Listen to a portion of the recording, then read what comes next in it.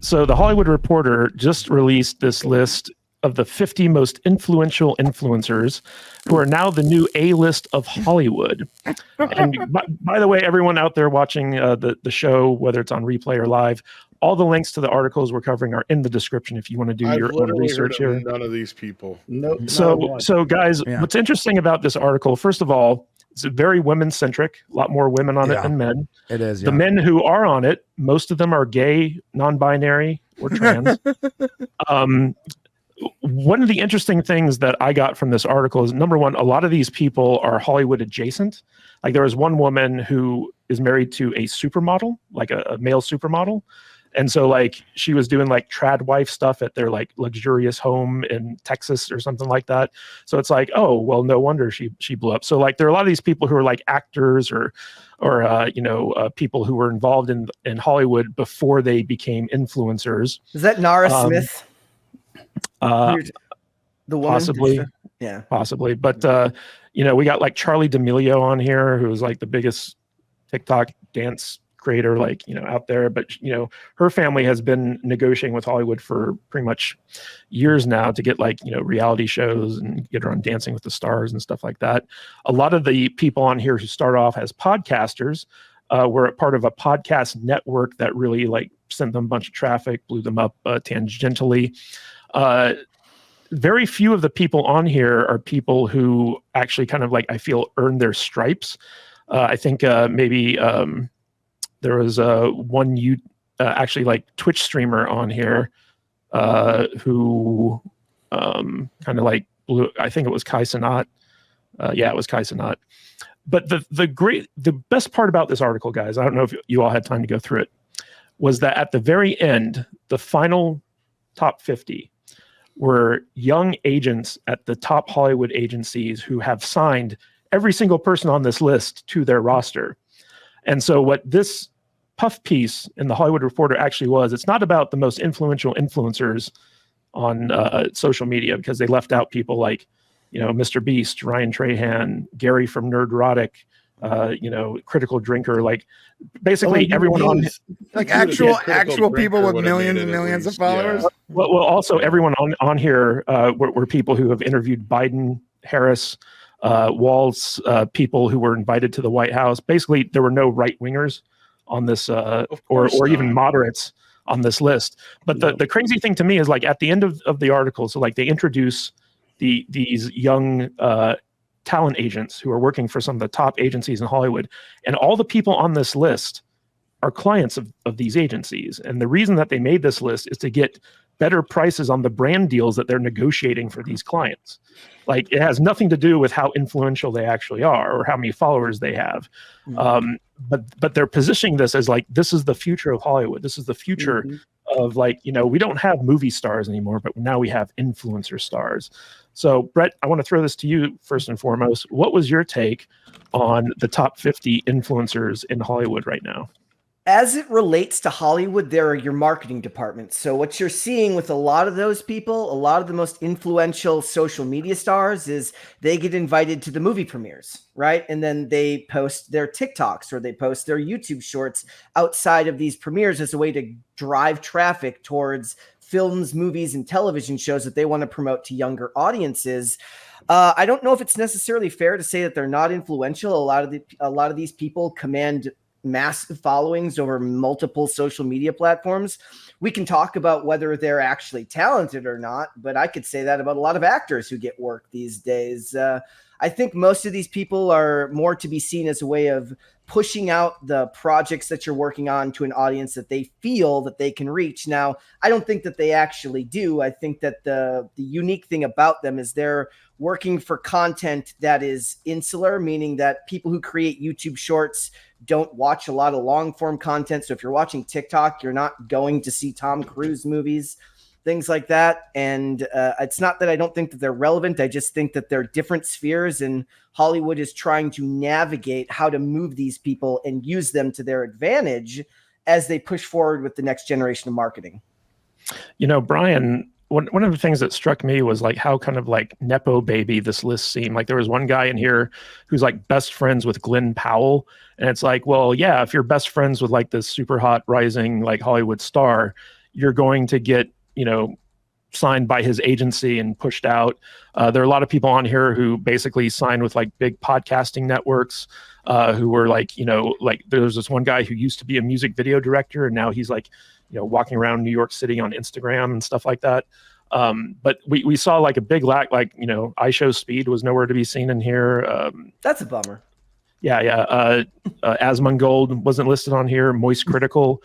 Like there are all these guys who are like huge influencers, like way more successful, way more influential than anyone on this list, but they kind of got overlooked. So what was your take on this? I think that in order to be on this list, you have to be supporting the current agenda, the current message, as Drinker would say. Because someone in the chat said, no Logan Paul, LOL. Yeah, okay, so yeah, there are influencers that aren't on that list, that are not on that list, that are huge, like massive, like name brands, whether you've watched them or not, whether you've seen them or not, you recognize their face and their name. They're so popular, and they're not on the list. Well, because they're not on that list because they don't support, or at the very least, they don't work with the current version of the message, the current agenda, the Harris campaign, the trans rights, the LGBTIA plus minus whatever. They do not follow that. Even if, like, I'm not saying Logan Paul is a good guy or whatever, right? But because he's not really on that train, he's not going to be on that list. Someone else said Joe Rogan, Tim Pool. Good points. Huge points. Notice that all these people that are way bigger, way more noticeable than anyone on that list aren't on the list. But because they're not on there, it's because they're not supporting the current agenda. The media doesn't want to give a microphone or a platform or shine a light on people that are not supporting their insane 2024 ideas right now. Odin, one of the big things that a lot of like young actors especially are being looked at by studios is their social media following. Like, for instance, Zendaya has like, I think over 30 million followers on Instagram or something like that. And so she can actually be instrumental in the marketing of a movie that she's in just by posting about it and telling people go see it and stuff like that. And so Hollywood seems to be placing more and more importance on a actor or an up and coming creator's like social media presence. What's your take on, number one, the reason that this article was created in the first place, and the fact that Hollywood seems to be paying a little bit more attention to an actor's personal brand as opposed to, just like the strength of their franchise? I mean, honestly, it doesn't surprise me to see an article like this in today's world, because it was probably written by somebody who thought to themselves, there really isn't a whole lot going on in Hollywood these days, and those articles about movie stars really aren't getting the clicks like they used to.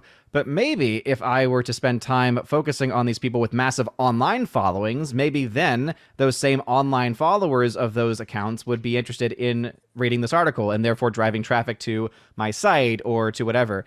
The issue I think that ultimately comes up is that we're dealing with a generation that, yes, they might be able to be on TikTok for hours and hours and hours a day, but what they're still consuming are very small bite-sized pieces of information, very bite-sized video clips, and they are stuck in that world. They're not going to be the same audience that's going to then say, ooh, there's a news article that I could read about my favorite TikToker. Yeah, I'm sure that's exactly what they're going to want to do. They're going to want to get off of TikTok. They're going to get off of Instagram. They're going to want to get off of their social media app just so that they can then sit down and read a news article. It's the most tone-deaf thing I think I've ever seen, because it shows that they have no idea, one, who their audience is, but also it reminds us they have no audience anymore. And I think a lot of these sites are really seeing their downfall and really seeing a lot of loss in revenue. And that's why so many of these media companies especially have been shutting down, or have rumored to be shutting down, or on the brink of bankruptcy and the brink of shutting down itself. So yeah, can't say I'm all that surprised that they're trying to push this because they're trying to get clicks, essentially. I don't think it was made with any actual sense of, oh, this is the real world and these are the actual people taking the place of Hollywood. I think it's more of their attempt to try to get clicks. Well, this article was actually written by a group of people, and I think it's pretty clear that the top talent agencies in Hollywood all coordinated to have this article written to feature their clients. So this was the biggest puff piece I think I've ever seen. But Mr. Butters, you yourself came on before we went live and basically said, I've never heard of any of these people. None of them. So like Do you think that articles like this are meant to create awareness amongst normies like you who maybe have no idea who these people are?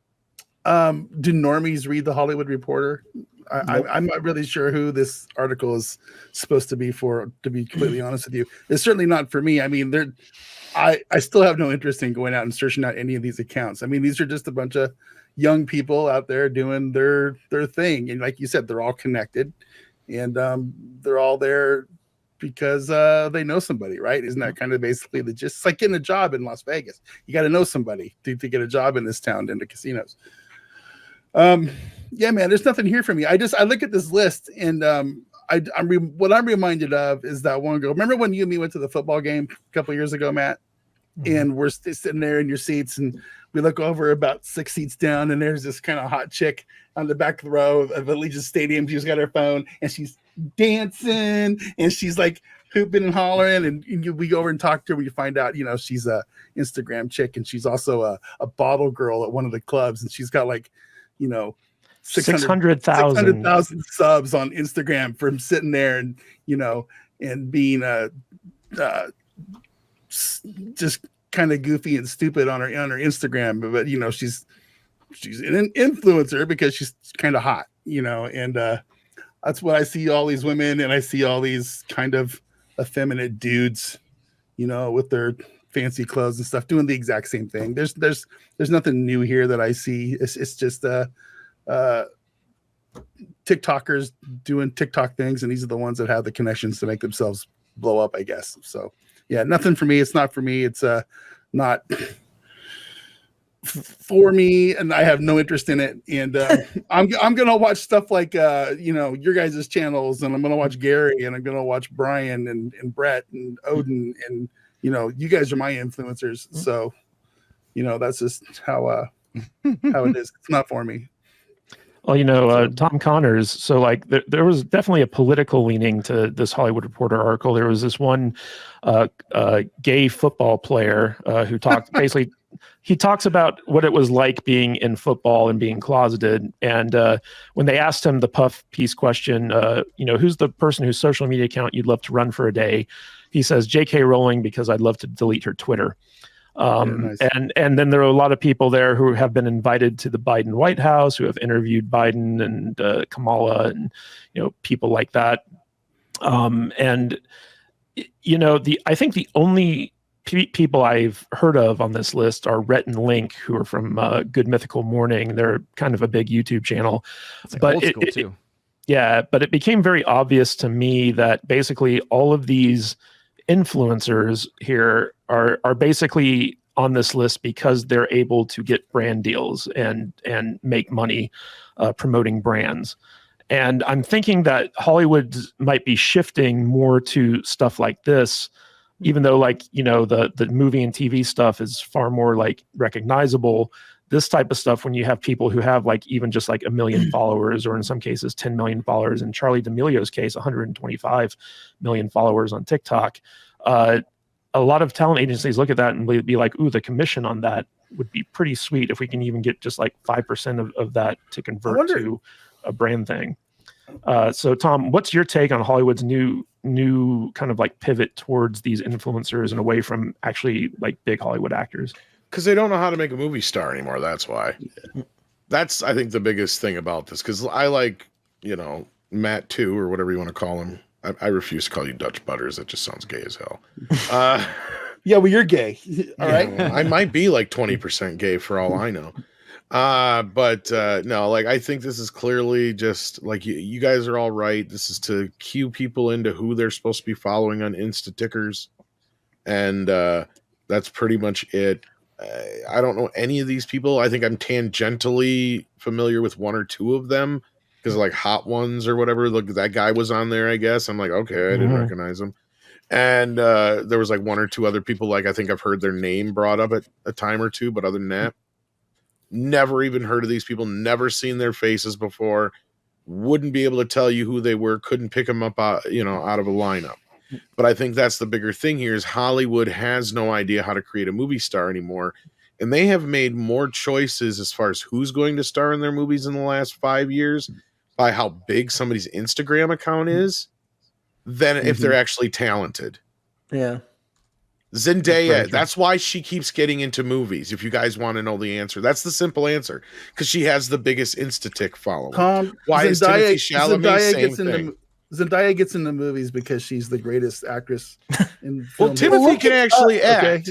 A good example right now is Selena Gomez is in. She's another one that's really popular. She's one of the most followed social media accounts in the world, right? And that show has Martin Short and. The kids watching it have no idea who they are, Brett, but they know who she is. Exactly. Yeah, guys, that's the thing. Like, you reach new people.